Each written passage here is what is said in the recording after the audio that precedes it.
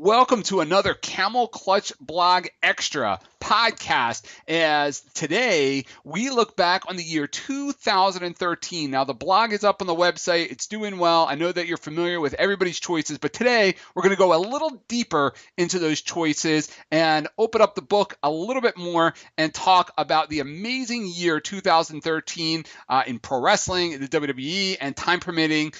We could talk about TNA and Ring of Honor and anything else that went down that was big news in 2013. And speaking of big news, I am joined today by two news makers and two news shakers. And that is Jeff Peck from the Still Real to Us radio show podcast, and of course contributor to this great blog, as well as over at Wrestle Chat. And speaking of Wrestle Chat, the man, the myth, the legend, the grand poobah of WrestleChat.net, Brett Clandaniel. Gentlemen, welcome to the podcast. Great to be here, Eric. Thanks a lot for having us, man. I feel the same way. Thank you so much. Yeah, no, it's an honor to be joined by the both of you guys. We've always had some great conversations through emails and other podcasts, so I thought it'd be a lot of fun to get the three of us together, get the band back together, so to speak, and run down the year. So, with that said, let's jump right into it. Wrestler of the Year. I didn't waste any time on the blog and dance around what some would say was the biggest award, so to speak, and that would be Wrestler of the Year. Now, I'm looking at mine, and I had Daniel Bryan. Brett, you had Daniel Bryan. And Jeff, you had Daniel Bryan. So not a whole lot of debate going on about the Wrestler of the Year, although we can talk about some of the other choices here. Eric Darcy had CM Punk. Terry Bay had AJ Lee. So that's a little out there, but I can certainly respect her choice in the matter. But it seemed like Daniel Bryan was a runaway pick for Wrestler of the Year. So, Jeff, if you want to start first, just talking about Daniel Bryan, the year he had, and what put it over the top for you. Well, for me, it was Daniel Bryan. He finally became that wrestler. Like all of us, quote unquote, hardcore fans, we knew what Daniel Bryan could do in the wrestling ring. It seemed like to me in 2013 that every other wrestling fan, the stereotypical WWE fan, started realizing what Daniel Bryan meant to the wrestling world as well. And for me, one of the funny things, and I thought this was weird, that we give a Wrestler of the Year award out to a guy who had 2 world title reigns, and he may have held it for like 25 hours most. Because he had it for 15 minutes at SummerSlam, and then held it for a full 24 hours shortly after Night of Champions. I don't think it was close with anyone else. I know, in all due respect to Eric and all the other writers out there, Terry as well, I didn't think it was close. I thought Daniel Bryan had the best year in professional wrestling. I didn't think anybody held a candle to him. He was the most popular wrestler in the start of the year, and he was the most popular wrestler at the end of the year. He was fantastic with Team Hell No with Kane, and he ended it off with one of the bigger storylines of the year with Randy Orton and the Authority, and then what we saw a couple days ago on Monday Night Raw, depending on when this airs, him joining the Wyatt family. It was a great year for Daniel Bryan, and hopefully it carries over in 2014 as well. So that's why I chose him as the Wrestler of the Year. Now, Brett, you, as I'm looking at the blog now, you probably had the most lengthy paragraph about Daniel Bryan becoming Wrestler of the Year. So obviously, in my mind, you're the most passionate about it. So why don't you talk a little bit about what your thinking was, and was there anybody that you even thought about for a second that gave Daniel Bryan a run for the money here? I really don't. If anybody, maybe Randy Orton, maybe John Cena or CM Punk. I don't know. But I think Daniel Bryan was just it was so obvious to me, and I thought he was going to be a unanimous choice, as I mentioned. He started off the year with a really successful Team Hell No. He had a really good, he's never in a bad match. You can put him in there with anybody, Raw, SmackDown, main event, and he's going to give it his all. He really elevated the people that he was in the ring with. I do wish, like probably both of you, that his world title feud ended a little bit differently. I mean, I think that was really, really booked horribly, but I think he was head and shoulders just better than everybody else. He really made a name for himself in 2013.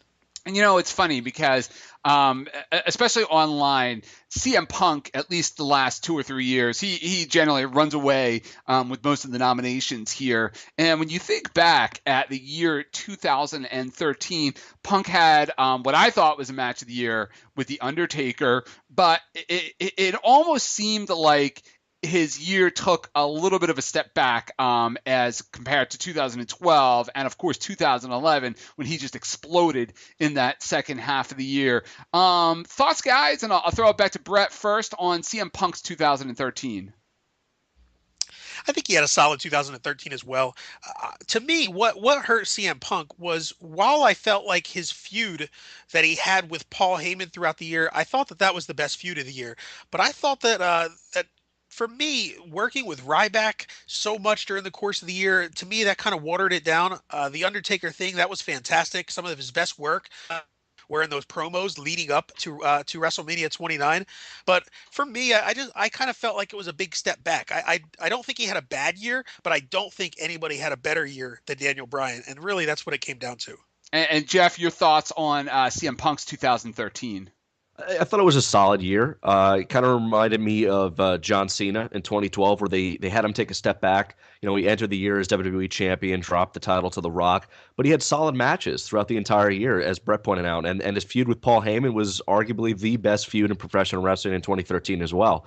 And I feel like that's a good thing for professional wrestlers, is you got to take a step back a little bit from the limelight, the main event picture. And the hope is with a guy like CM Punk, as Brett pointed out there before, is when you're in feuds with guys like Ryback or Curtis Axel or even, Brock Lesnar doesn't need it, but the Curtis Axel and Ryback feud, you would hope that those guys could have been elevated more. Obviously, that's not the case. But overall, I thought CM Punk had a fantastic year. His match with The Undertaker was fantastic at WrestleMania 29. His match with Chris Jericho at Payback was a great match. His match with Brock Lesnar at SummerSlam was an awesome match. He had a great match with John Cena, which we'll probably talk about here in a little later on Monday Night Raw. That was fantastic. So he had great matches throughout the year. It's just, like Brett pointed out, it was Daniel Bryan's year, and it was a little bit of a step back for CM Punk in the realm that he just wasn't the focal point of WWE television throughout 2013. A guy I thought at one point was going to make a serious charge for this Wrestler of the Year award was Dolph Ziggler. It seemed like at one point during the year, a very brief one point in the WWE 2013 year, that somebody woke up and realized what a great talent that Dolph Ziggler was, and that he had the Money in the Bank briefcase. And for Dolph Ziggler, I thought that at that point, I thought he got to that level. He was going to get to that level where he was going to get over that hump, and it was very, very brief, and it was such a short time. But I thought there was a guy right there that showed glimpses of greatness, quite frankly, and he just never got the opportunity. But I mean, we could say that about a lot of guys in the WWE. Oh, without a doubt. Ryback immediately comes to mind as a guy who had an opportunity to be a big player in 2013, and he didn't. For me, Eric, I felt like Dolph Ziggler kind of, he fell off the face of the earth because of that concussion. Mm-hmm. And it's the same thing that happened to Fandango this year, is that those two guys, right around the same time almost, they were big players in WWE. They had the fans behind them. They were involved in major storylines and major matches. One held the world championship. The other was feuding with a world heavyweight champion and a wrestling legend in Chris Jericho. And they both just fell off the face of the earth. And I feel like it was just poor timing for those guys to both get injured, because Curtis Axel swooped right in, took the Intercontinental Championship for Fandango. Then Alberto Del Rio and Ziggler kind of had a feud heading into the summer, and then Ziggler was just completely out of the picture as they had other focus going on with the World Championships at that point. Yep, and Brett, I'll throw it back to you as we wrap up this segment here on Wrestler of the Year. And Jeff, if there's anything you'd like to chime in with after Brett, feel free. We're talking CM Punk, we're talking Daniel Bryan. Looking ahead, it's 2014. When we're doing this podcast in January 2015 or in December 2014, you're getting that ballot together. Who do you think has the bigger year this year? And we're talking January, so we have a long road ahead. Daniel Bryan or CM Punk? I believe it's going to be Daniel Bryan, just because from all indications, it looks like CM Punk's contract's up in 2014, sometime in the summer. And here we go again. Yeah, here we go again. But judging by his Twitter feed, I mean, it just seems to me like the guy's not having fun anymore. And it wouldn't shock me if maybe he's not here by this time next year. He's miserable. Let me tell you, as somebody that spent a very brief amount of time with him on the independents, the guy's always been miserable. Yeah, well, I mean, I would hope the millions of dollars and going home with AJ Lee makes things better. But I guess it's all life sucks for CM Punk apparently. You would think so, Brett. You would think so. Jeff, CM Punk, Daniel Bryan in 2014. I think I'll go on the opposite of the coin on this one. I'll go CM Punk. I think his feud with Triple H, reported feud, alleged feud that will be happening around WrestleMania time will be pretty big. A match, and hopefully CM Punk comes out a little bit better than he did the last time he kind of feuded with Triple H a couple of years ago. So I think CM Punk's going to have a bigger year. I think Punk is a guy that could really, if the rumors are true that his contract is coming up, he'll ride that wave once again. It will get people talking and people getting a buzz about him. I wouldn't be shocked if we see a world title reign at some point with him one more time as well. So I'm going to go CM Punk as having a bigger year than Daniel Bryan in 2014. All right, thank you, gentlemen. So let's move on to Story of the Year, and this one's going to be a lot different. The reaction that I got in the Camel Clutch blog is a lot different from the Wrestler of the Year, where Wrestler of the Year was a unanimous runaway with Daniel Bryan, where with this Story of the Year, I had different responses from everybody, which was great. And you know, there were some stories that were picked up here that I forgot about, so let me run through them, and I'll talk to the both of you about your picks, and we can kind of touch on some of the others. So for me, I thought the Story of the Year was Bruno Sammartino entering the WWE Hall of Fame. I just never saw it happening, even when all the reports were coming out that a deal was close and that Triple H was in talks with them. I said, no way. Having had the honor of interviewing Bruno Sammartino for probably a dozen times or so since 2000 and getting to know him over the phone and personal conversations. I mean, this man just hated everything that was going on in the WWE. He hated Vince McMahon with a passion, and I just never saw it happening. So for me, that was the biggest wow story of 2013. And curious, after I run through these, what your thoughts are on that. Brett, of course. Darren Young coming out as the first openly gay WWE superstar. And you know what? That's huge. And when I saw your picks come through, I thought to myself, you know what?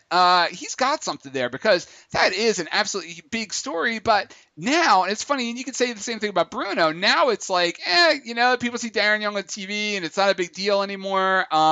WWE really, I thought, were conservative, and which is an ironic word to you here, very conservative with this story, and that they really didn't play it up too much, and which is a good thing, because Lord knows how tasteless their stories and angles would have been. Tom Clark had DDP working with Scott Hall and Jake Roberts. Not necessarily what I'd probably call a WWE story of the year, but you have two guys there, one Hall of Famer, another guy who probably should be in the Hall of Fame, and a guy who will be on Old School Raw pretty soon. So could fall into that category. Dustin Nichols had Daniel Bryan's ascension to the main event. Big story. We've certainly talked about that. Eric Darcy, Stone Cold Steve Austin, and Chris Jericho joining Podcast One. I don't know if it's the biggest story of the year, but it is a big story.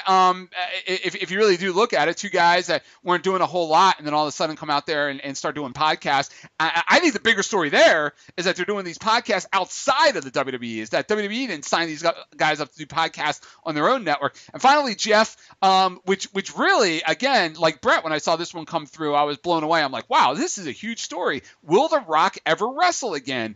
And he just recently talked about it on Twitter, and he kind of said maybe at WrestleMania 31, but he's being very non-committal. He also, if I remember correct, and Jeff, you could probably touch on this, he put something on Twitter about one of his New Year's, something with New Year's, and he said something about slowing down, which isn't necessarily a good thing for those wrestling fans looking to get him back in the ring. So there you go. Those are the big stories of the year for the WWE. Brett, let's start off with you. You set your story, Darren Young coming out as the first openly gay superstar. Thoughts on that, and thoughts on some of these other choices here? Well, first, to be fair to Eric Darcy, Stone Cold Steve Austin and Chris Jericho doing their own podcast this year. Both of their podcasts have been absolutely fantastic. Yes, and I hope more people follow up with shows in the future like them. But Eric Darcy, I for some reason I believe his runner-ups probably included the Fozzy tour was probably on there. Yes, probably. Maybe Chris Jericho's return at the Royal Rumble and facing Fandango in the first place. I'm sure they were in his running as well. I'm sure they were. For me, I thought that Darren Young coming out as the first openly gay WWE superstar was the biggest story of the year.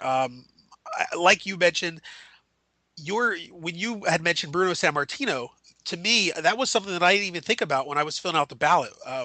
But that was also huge, because I also never saw that coming. With the Darren Young thing, I think that that's another story that people really didn't see. You think the WWE, you think this masculine mainstream business where people you would think would be afraid to come out like Darren Young did, and he did that, and it garnered such mainstream attention everywhere. I mean, for the few weeks after that, he was on the Today Show. I believe he was on the Ellen DeGeneres show, TMZ. He was all over the place. You couldn't go anywhere without seeing Darren Young. I think for the WWE, it was a great thing. Like you said, they were very conservative with it. While they mentioned it on their website, I believe they had a brief promo about it on Raw, if I'm not mistaken. And to me, it was a brave declaration. It kind of paved the way for future WWE stars who may be gay to make the jump. And, I don't think it's going to be very long before we see this happen again, where maybe there's more professional wrestlers that are like Darren Young. And I really think that was an awesome thing that happened this year. And it's funny that you mentioned that the WWE chose to really not incorporate it into their storylines or anything like that. And thank God that Darren Young did this while he was in WWE, because had he done this in TNA, he probably would have been wrapped up in what's that, caution tape, and well, nobody would have seen it anyway, so it's not like it matters. We've seen that happen before. Yeah. Yes. So Jeff, how about you? The Rock, possibly not wrestling again, and you know what? I mean, recent tweets seem to be leaning in that direction. What do you think now that you've heard some of these other stories? Now, you still sticking with that one? Yeah, I'm going to stick with The Rock here because I remember how much of a story it was for WrestleChat.net in particular the day after WrestleMania. I mean, because we got to figure the day after WrestleMania is one of the biggest wrestling days of the year. It's post-WrestleMania. Fans are amped for what happened at WrestleMania. Fans are amped for the Monday Night Raw that following night. And all we had heard for, I felt like 6 months, maybe even close to a year, was that there would be a Rock versus Brock match at WrestleMania 30, and they would set that up the next night on Raw. All of a sudden, I see on my Twitter feed, I see Brett and the fine folks at WrestleChat.net posting that, Rock has left WWE. He left that night. Nobody knows what's going on. They're scrambling with scripts. It completely changed the, overall face of that Raw for that night, and it was still a fantastic Raw, but it also, changed where WWE was going to head for the next 6 to 12 months. What was their plans for WrestleMania? Where would The Rock be implanted back into programming? And then you find out that The Rock is injured. And then, Rock is doing these interviews shortly thereafter with various news outlets saying that, he wrestled his last match. He accomplished everything he wanted to do with John Cena. It was a success. WWE made money. It was the highest, buy-rated WrestleMania in years, or however, money that was spent from people in attendance, all that fine stuff. And for me, I think it was a little bit more political for The Rock, and I find it very funny that he comes out, a couple days ago and does this Rock talk and responds to those rumors, saying that the plan was between him, Vince, and Brock was to do a match at WrestleMania 30. That's not happening now. They may do something at WrestleMania 31. I think The Rock immediately went on to the PR front to cover his own ass and make sure that if there was anybody in Hollywood that was willing to, hey, let's sign this guy up, he could be the new face of, the new Doom 2, whatever he wants to do, Fast and Furious 7. Now they're not afraid to sign the guy, because I think people in Hollywood, and you can't blame The Rock for doing this, because he's going to make a lot more money in Hollywood than he would in professional wrestling. He came out on the PR front and said, I'm done with wrestling. Yeah, you could sign me up for the movie. I'll have the surgery and I'll be ready to go in June or July. But I'm done wrestling now. And it seemed like to me that it was kind of sad, 2 years later, for me being a huge Rock fan, him coming out and saying that I'm not leaving the WWE again. I'll still be here. And, he's still around. He'll still tweet about it, all that stuff. But he's gone again, and he's doing it for the betterment of his acting career, which, when money and dollars speak, you can't really blame him for it. And Brett, you have a couple of honorable mentions here on your story of the year, and you too had did The Rock walk out in the WWE as one of your honorable mentions? Yeah, that was a huge story. We broke our single day traffic record with that story, and it was a huge story. And the Rock talk thing the other day, I mean, he seems to kind of want to hint at maybe WrestleMania 31. I thought it was a little weird that he openly came out and said had said the plans about him and Brock Lesnar. Yes. It was a huge story. It was absolutely a huge story. Yeah, absolutely. So, looking ahead in 2014, I mean, you just never know what's going to happen in pro wrestling. But, with Vince and the WWE having virtually everybody locked up these days, not a whole lot of surprises you could see anymore in pro wrestling. But looking into your crystal ball here, what do you think some of or the bigger story of 2014 would be? For me, I mean, there are a couple of different choices or a couple of different clouds hanging around out there. There's Hulk Hogan's future. I think it's just as big of a story if Hogan does not come back to the WWE as if he does come back to the WWE. But I think we all feel that he's coming back. So I think I don't even know if there's a bigger story than that when you look at the magnitude of Hogan's star power in the WWE and this guy coming back. Randy Savage possibly going into the Hall of Fame. Hogan possibly inducting Savage into the Hall of Fame. That's another cloud that's hanging around. And then there's the network too. Nobody's really quite sure how this thing is going to go out. WrestleMania going on the network. You get a free access to WrestleMania. WWE looking for 1 million subscribers, which I think is absurd. And taking their B shows and putting them on there. I mean, there's a whole lot of clouds right now out there for big stories in 2014. Jeff? Oh, I didn't know if you want me to go there first. Anybody, feel free. Oh, sorry about that. For me, No I would say Ultimate Warrior as well. What they're going to do with Warrior in 2014, if he's going to be inducted in the Hall of Fame. The network is certainly a big issue. How's it going to come off? I read something that was going to be, as you put there before, Eric, similar to like what UFC is doing right now with subscriptions rather than putting them on broadcast televisions, right? On various network providers. I think outside of WWE, I think the two biggest stories, and they're similar in this context, is what happens with TNA wrestling and ROH wrestling in 2014. We closed out 2013 looking at the potential end of TNA, a potential buyer in a guy like Billy Corgan. You've also heard the name Toby Keith. AJ Styles and Jeff Jarrett have reportedly left TNA wrestling. I know there's people still out there that believe it could possibly be part of a storyline. Is TNA really that much of a sinking ship? As for ROH wrestling, I mean, you're entering, I think, the third year of the Sinclair Broadcasting Group and hasn't been successful. Will it ever be successful? Will it ever reach the heights that it did when it was kind of a smaller market indie promotion than it has now, having television deals and a huge money backer in Sinclair Broadcast Group? So I feel like on the outside of WWE, the two big stories will be what happens with TNA and ROH in 2014. Inside WWE, I think the Warrior, does he go in the Hall of Fame, as well as you put before, Eric, the WWE Network?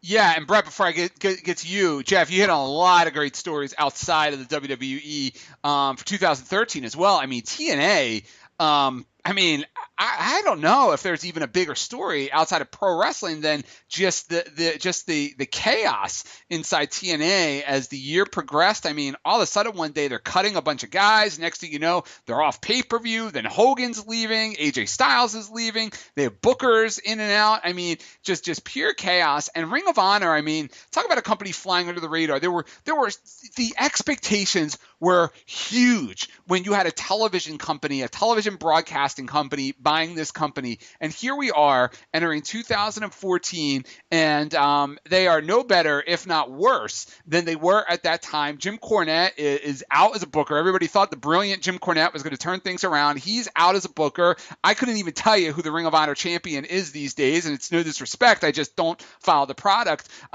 Just so many questions around Ring of Honor. So, Brett, a lot of balls being thrown into your court here, in and out of the WWE, looking at 2014 and bigger stories. And of course, if you want to touch on some of those stories there outside of the WWE in 2013.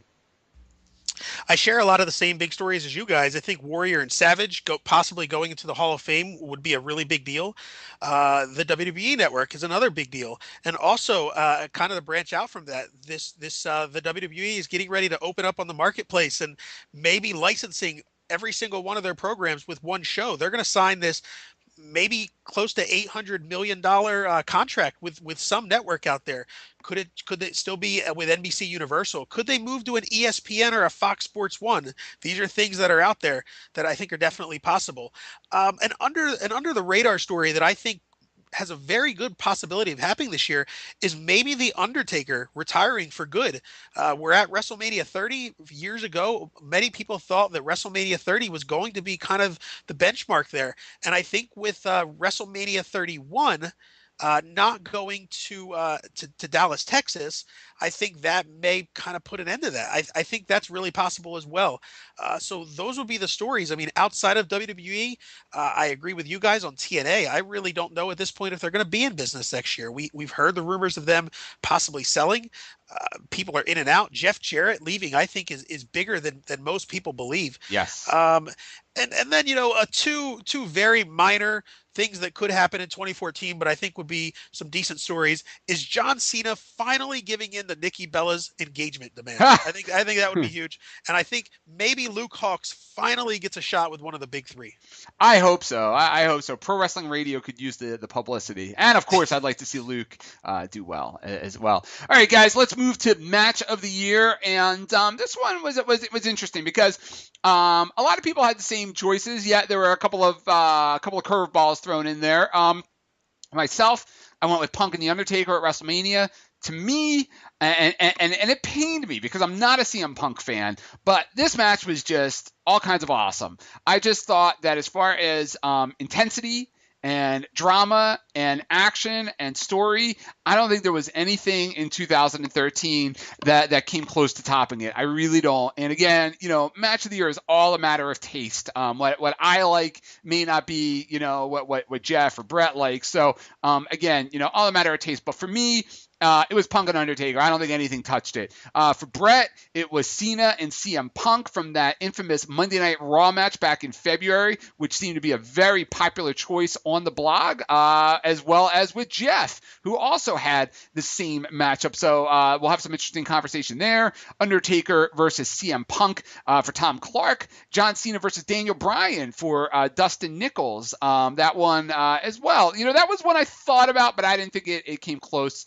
to Undertaker and Punk for me anyway. And then you had Dan and Seth as well with Punk and Cena from February. So Jeff, I'll throw it to you. Punk and Cena, what was it about that match that made it so special?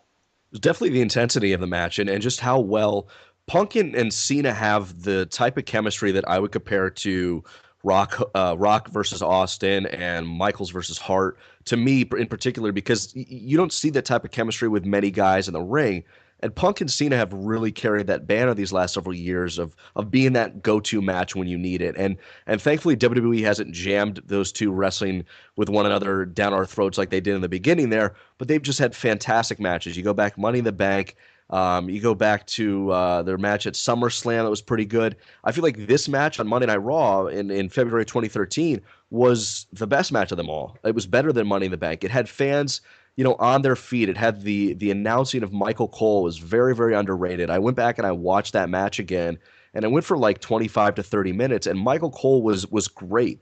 For a guy who's been overshadowed throughout his entire career by the greatness that is the legendary Hall of Famer Jim Ross, I thought he did a fantastic job of just letting the moment breathe and just giving it some amazing announcing firepower. And to a couple points that Brett would make in his response for the blog is you were seeing Cena do moves that he typically doesn't do. It's you've got the 5 moves of doom. And clearly CM Punk brings the best out of John Cena, and John Cena brings the best out of CM Punk. And I think the final point to this is that, really made this the match of the year for me is that they did this all on free television. It was almost like one of those things that when you were done watching Monday Night Raw, you turn off the television, you look both ways in your, wherever you are, your living room, looking at the television and go, did WWE really just give me that match for free? Am I getting punked right now? And I just thought it was a fantastic match. And for me, it was the match of the year. And Brett, you felt the same way. You also had some interesting honorable mentions. The first being that Antonio Cesaro, Sami Zayn 2 out of 3 falls match at NXT. I'll culp to it. I don't watch NXT, and I probably should. You obviously do. You also had Bryan and Cena. You had the Undertaker CM Punk. The SmackDown Money in the Bank ladder match was a match that I was actually considering at one point. So, you have a lot of great content here, Brett, but what was it about Cena and Punk that put it over the top, that made it different, that made it better than those honorable mentions? I think it's a lot of the same things that Jeff said. It was going into the match. The story was that these two were facing off for the winner to go on to WrestleMania 29, the face of The Rock.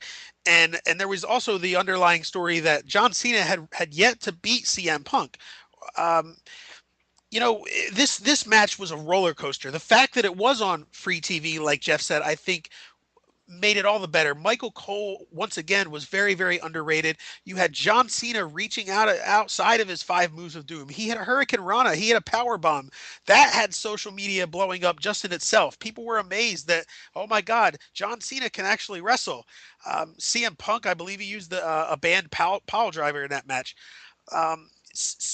Obviously John Cena went on and won the match, but I just don't remember a match this year in 2013 that had people talking like that. It was a fantastic match. It was a roller coaster. Going into the match, everybody had knew that the plan was to do Cena and The Rock 2, but that match actually, for a while there, kind of got rid of that belief that that was actually going to happen. People actually held out that, you know what, maybe we will see Rock and Punk. And for me, that's what did it. And one last point, what really ruined, and this may be really petty, but what ruined CM Punk versus The Undertaker at WrestleMania 29 for me was actually being there in person. While it was really fantastic to see live and to say that I was there, losing the commentary to me and not really having all the up close angles on TV kind of ruined it for me. I did go back. I've watched it a few times since then with all of that, but it wasn't the same to me. Yeah, interesting stuff there. Any matches you guys can think about right now off the top of your head, and you could absolutely say no, but any matches off the top of your head that you're looking forward to in 2014 or you hope get made in 2014? Jeff? I think for me, I would go. I'm really interested now in what they're doing with Bray Wyatt and Daniel Bryan. I have a lot of high hopes for Bray Wyatt as well as Daniel Bryan heading into this year. So I'm really looking forward to seeing what they're going to do with that. And of course, the rumored Brock Lesnar Undertaker matches. Because you go back to 2002 when they were doing their stuff at like No Mercy, the Hell in a Cell match. That was fantastic stuff. I thought they had a great feud. So Lesnar Undertaker, to me, I mean, that could really be the one match everybody always wants to know. We all know what the end result's going to be, as Brett pointed out when it came to Punk and John Cena. Like, we all knew John Cena was going to wrestle The Rock, so none of us were surprised by the end result of that match. And typically, we're not surprised when The Undertaker wins at WrestleMania, but we seem to be so enthralled with these matches with The Undertaker at WrestleMania because, the close, near falls, the possibility like, wow, could he really lose? And I feel like you've got Shawn Michaels, you've had Triple H, you've had CM Punk. If they do the Lesnar match, this is a guy that could legitimately snap the streak and make people believe it. And that's something that's very hard to do in professional wrestling nowadays. So if I had to pick 2 matches, Bray Wyatt, Daniel Bryan, Undertaker, Lesnar, both hopefully at WrestleMania this year. Jeff, making people believe, that is a great segue here because we're going to get into the angle of the year. And for me, it was Mark Henry. It was Mark Henry when he swerved the entire WWE universe. He teased that retirement speech. He brought his family into it, and then he just beat up John Cena. And I am certainly no Mark Henry fan, and I certainly was not looking forward to any kind of a Mark Henry versus John Cena feud. But I thought in terms of angles and in terms of believability and just television moments that just was just awesome television moments, I can't think of anything better that I watched this year on WWE television than that night that Mark Henry came out there with that speech. Unfortunately, it didn't really go many places after that. And it kind of goes against my old school mentality where, my old school mentality is the angle of the year has to be something that drew the most money. Obviously, this angle did not draw the most money. But for me, I just thought it was an awesome moment. I thought it was a great angle and one that doesn't come along too often in 2013, 2014, in this era of wrestling, one that surprises you like that and gives you that oh crap moment.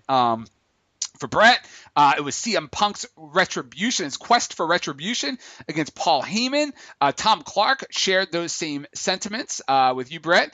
Dustin Nichols loved the Wyatt family. And it's, I'm not necessarily sold yet on the Wyatt family. They came in with a lot of hype. I think there have been peaks and valleys with the Wyatts. Should be a very interesting 2014. See where that goes. Seth had the Authority versus Daniel Bryan. Dan as well had the Authority. Eric Darcy had the Undisputed Championship Unification, which could have been a story of the year, which is funny that the three of us, we didn't even talk about that as being a story of the year, yet, they unified the two world titles. So what does that tell you about the WWE and those two belts and what championship belts mean in 2013? And then, of course, Jeff, Triple H turning heel at SummerSlam and Randy Orton cashing in to become WWE champion. Now, Jeff, a lot of great angles in 2013. Only a couple of wow moments, so to speak. So what was it about Triple H's turn at SummerSlam and Orton cashing in that put that over the top for you? Well, for me, one of the things that I really love is watching wrestling with wrestling fans on Twitter. And Brett's one of those guys that will tweet. You're one of those guys that will tweet during this, Eric. And during SummerSlam, everybody knew, like, hey, is Triple H, is he going to turn heel? Orton's going to come down. I mean, we all know what's going to happen. And then as you watch SummerSlam, like, fans were like, people were literally tweeting, like, wait a minute, maybe they're going to keep the title on him. Maybe they're not going to cash in. The confetti's flying. Triple H is still in the ring, which is a little bit weird. But, maybe they're giving him this moment. Maybe they'll do something and swerve us all on Monday Night Raw. But maybe they'll give us this SummerSlam moment. Fans seem to be into it. People were chanting yes. And then WWE went through with what they ended up doing with Randy Orton coming down to the ring, Triple H giving the pedigree. And it was just one of those moments. And for me, similar to what you would put in there, Eric, for your angle of the year, the crowd plays a lot into it. And I felt like the crowd in Los Angeles that night was particularly pretty good for this angle. They seemed to be really enthralled with what was going on. They seemed to be popping when Randy Orton came down to the ring. They seemed excited when Triple H hit the pedigree. Very similar when Mark Henry was really swerving the WWE universe and on his possible retirement. So for me, I felt like, the Triple H pedigree to Daniel Bryan, Randy Orton winning the WWE Championship, I felt like that was going to be a moment that would really solidify Daniel Bryan as a major player in professional wrestling. Some may debate whether or not that actually lived up to the potential that it at one time had. But I mean, that was such a major storyline for, the rest of 2013. And for what we're led to believe right now, that is, the kickoff to what we'll see come to an end at WrestleMania 30 as well. So for me, anytime there is WrestleMania implications in an angle, especially in like the month of August, I got to give it the angle of the year. So that's why I went Daniel Bryan getting the pedigree and Randy Orton winning the WWE Championship. And for Brett, you went with Punk's quest for retribution against Paul Heyman, and you weren't alone in that choice. You also had a couple of honorable mentions with the Shield's lengthy title reign, the Rhodes family versus the Authority, very interesting angle there, and a lot of fun at moments, especially with Dusty and Stephanie, and of course anything that didn't involve The Miz, and I couldn't agree with you more there. So what was it about Punk's quest for retribution against Paul Heyman that put it over the top for you over those other angles? It really was just the chemistry that Punk and Paul Heyman have together. Aside from the match with Brock Lesnar, none of the matches were really memorable, but just the back and forth between Punk and Heyman, and is he finally going to get his hands on Paul Heyman? To me, that was the angle of the year. I couldn't stomach to pick anything else with the Authority. It was jammed down our throats at the point. But really, and I said it on the ballot, I said for all intents and purposes, JTG could have been one of the Paul Heyman guys, and it still would have been compelling just simply because of the chemistry between Punk and Paul. And I don't think that there was anything that was really close to it. But I will tell you, the Mark Henry thing, I had forgotten all about that, but that was fantastic. That piece of I still go back and watch that. That was one of those things that just nobody saw coming. Yeah, I mean, we already have a candidate already for Angle of the Year with Brock Lesnar and coming back and destroying Mark Henry through the table. It's one of those deals, man, where Brock, I think, gets overlooked for this stuff so often because he's just so good. Like every time he comes out, it's a great moment, it's a great angle. I mean, it really is. And I think that it's to the point now where people just expect it and they just love it so much that they overlook it as anything special. Guys, anybody? That's true. I definitely can agree with that. I mean, and it doesn't help that the WWE this past weekend, I mean, maybe this is something we'll talk about this time next year, but this past weekend when they did the SmackDown tapings on Sunday, they essentially ruined the surprise for us a little bit, but it was still fun to see. Yeah, absolutely. And Jeff, thoughts on Brock's angles? 2013 is his already angle of the year candidate with Mark Henry. I loved it. Minus him screaming like a 3-year-old girl, I thought it was fantastic because it's a legitimate badass. Brock Lesnar's a legitimate badass, and Mark Henry's a legitimate badass as well. For the last 8 years, we've been told this guy is the world's strongest man. He's the silverback. What is his Hall of Pain and all that stuff, and Brock Lesnar just destroyed him. So for me, it was a fantastic angle, fantastic moment, and I feel like I agree with you, Eric. I think we underappreciate every time Brock Lesnar comes out and does these moments. I think we underappreciate it too much as wrestling fans because it becomes the norm all of a sudden. Yep. Maybe it could be a story of the year for 2014, but also regarding Brock Lesnar, I really do feel like where there's smoke, there's fire, and I really could see somehow Brock Lesnar going back to the UFC. I really think he wants to, and I could see that being something big that happens this year. Maybe he tries to get out of his WWE contract, or I think that's something we could see as well. Well, if that happens, Brett, I am bringing you back on, and we're going to do an entire Camel Clutch blog extra about Brock going back to the UFC, because that would be huge. I personally don't feel that it's going to happen. I don't think that Brock would ever be cleared physically to do it. I think that, the guy had part of his spleen removed, if I remember correctly. He had the diverticulitis. I don't think he has the stamina to go through a 30 or a 30-day or 6-week training cycle to get it done. And I don't think that there's a fight right now. And again, I don't want to get too UFC because we're talking WWE, but I don't think there's a fight right now that would make it worth his while. I mean, that Fedor fight absolutely would have made it worth his while. I think I don't think it was coincidence that all of these rumors came out on the weekend before he was appearing on Monday Night Raw. So I don't know, but it's certainly a story to watch.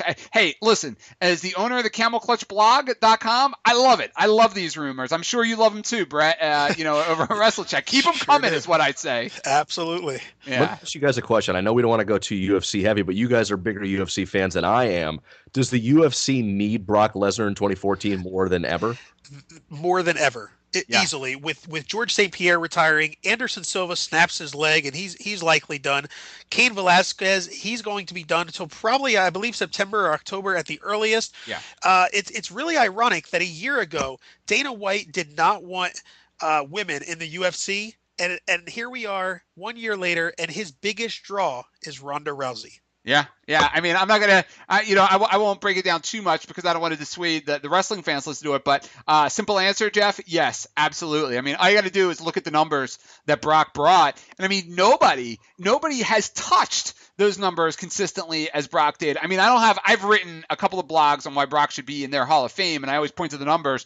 And, I don't have the numbers in front of me, but if I remember correctly, he's responsible for 3 of the top 5 biggest draws in UFC history, and nobody has come close to beating his UFC 100 record, ever. I mean, that might change with the last pay-per-view. Those numbers aren't in yet, but yes, I do believe that they need him more than ever. Nobody's ever come close. Not even Randy Couture. Yeah, not even Brett's favorite.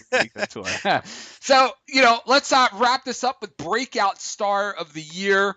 I thought it was a unanimous choice with Daniel Bryan. I thought it would be a unanimous choice for Daniel Bryan. Brett and I, we both went with Daniel Bryan, but it wasn't. But for me, I did wrestle with this, no pun intended, because I looked at it, well, Daniel Bryan is not exactly new to the center stage. I mean, he's already had a championship around his waist. He was pushed heavy on SmackDown for a little while. He's been in that top spot.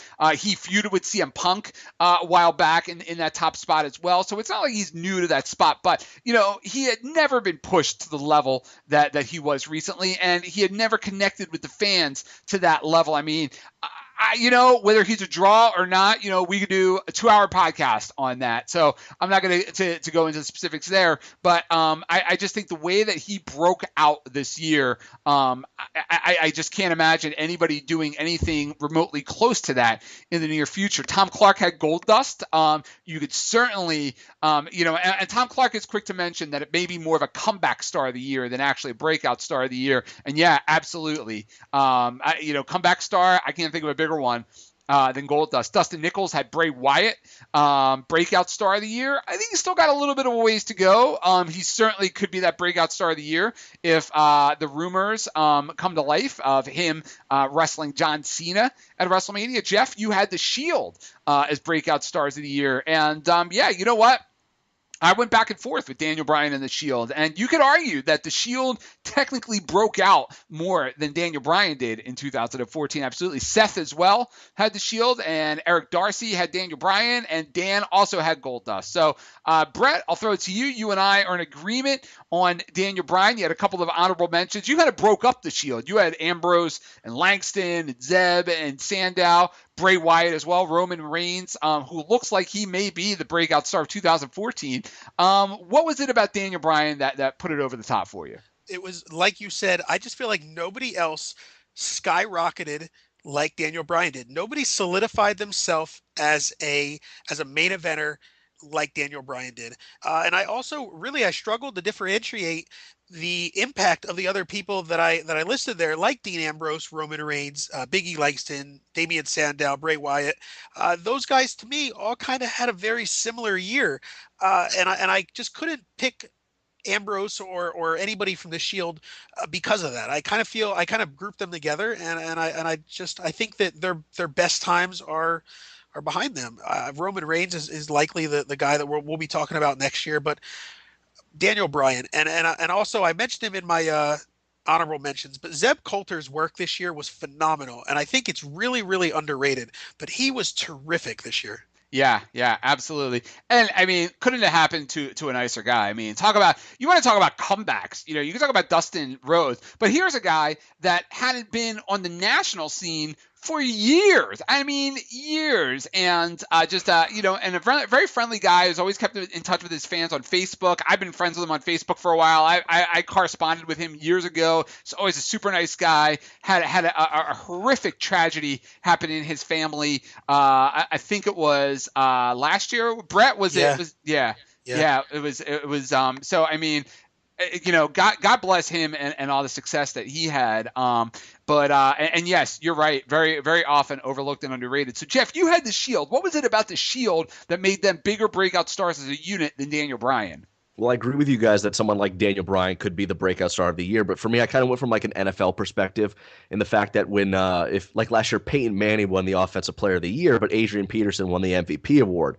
You can't give the guy like both awards. So, I mean, I could very well have made Daniel Bryan the breakout star of the year as well, but I felt like he was higher placed on the Wrestler of the Year. For me, the Shield, I mean, they just, they were on par with Daniel Bryan when it came out to being, who was huge stars. Brett and I were both at WrestleMania 29 this year, and granted, the Shield was the first wrestlers to come out to start off the show, but they got a huge ovation from the fans. The fans were completely behind them. Fans have been completely behind them on the internet and at the shows throughout all of 2013. I like what every single one of the guys does in the ring. I feel like Seth Rollins' match with John Cena a couple weeks ago on SmackDown was fantastic. Dean Ambrose is a great wrestler. Roman Reigns is poised to have a Batista-like breakout in 2014. They're a group they've just made a lot of moves, and it's very rare nowadays for, let alone one wrestler to break out, but like three wrestlers at the same time in a wrestling world where we don't really use stables as much as we used to have a stable breakout as much as they did. That's why I went with the Shield as the breakout stars in 2013. So let me ask you this, Jeff, and then I'll ask Brett as well.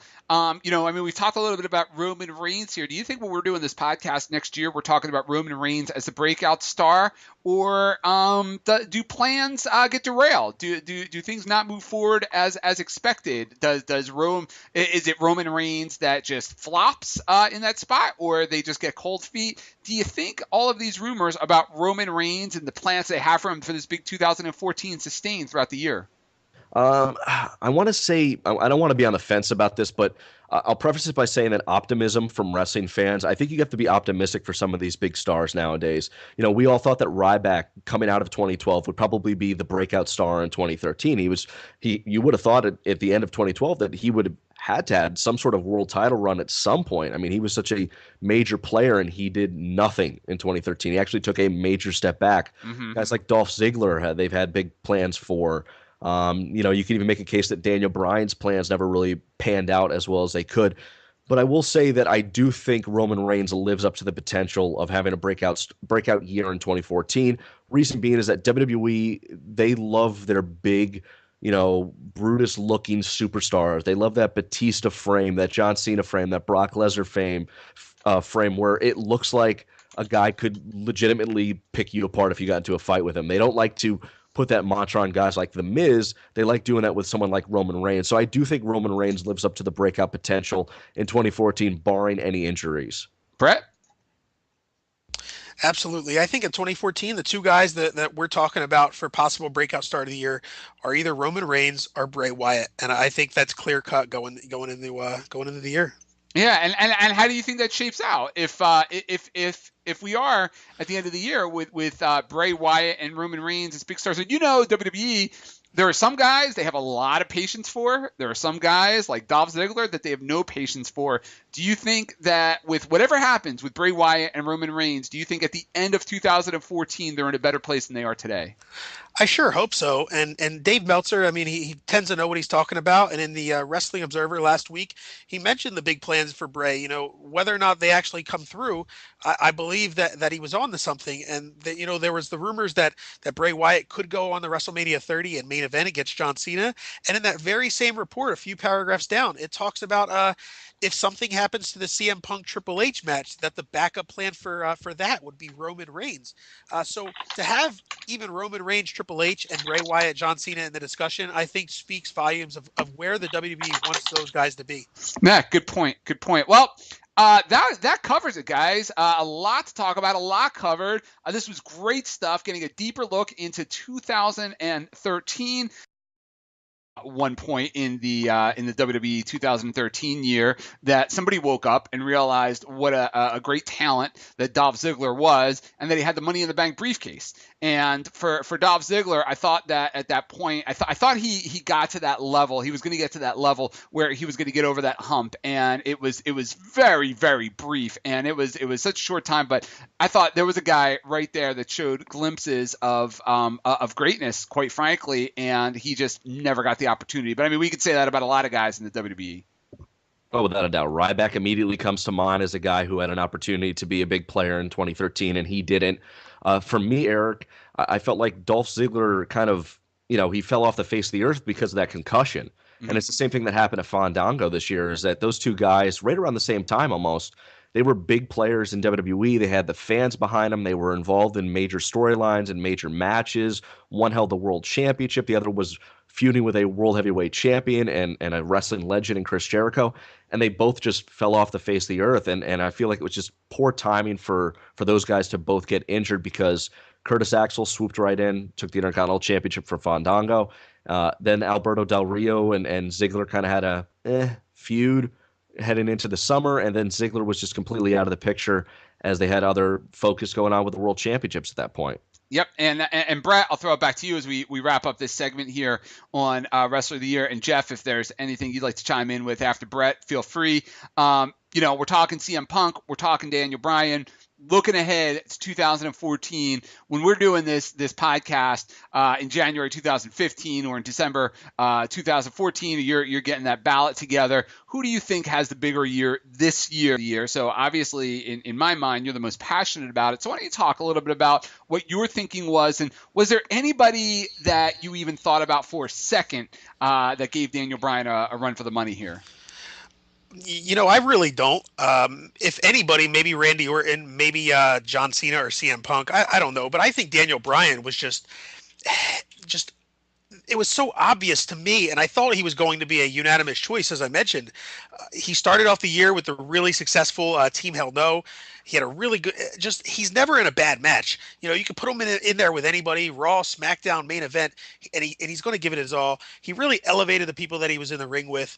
I do wish, like probably both of you, that his world title feud ended a little bit differently. I mean, I think that was really, really booked horribly, but I think he was head and shoulders just better than everybody else. He really made a name for himself in 2013.